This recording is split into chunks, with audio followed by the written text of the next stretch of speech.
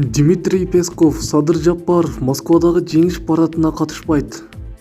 Кыргызстандын президенти Садыр Жапаровдун Москва шаарына жеңиш күнүнө арналган парадка келүүсү пландалган эмес.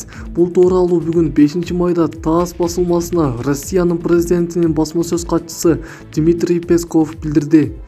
Анын айтымында Владимир Путин 8 майда Тажикстандын президенти Эмомали Рахмон менен жолугат.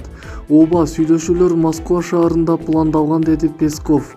Ал Рахмон менен Путиндин жолугушуусу кыргыз-тажик чек арасындагы окуяларга чейин эле макулдашылганын айтты. Маалымат булагы ак медиа.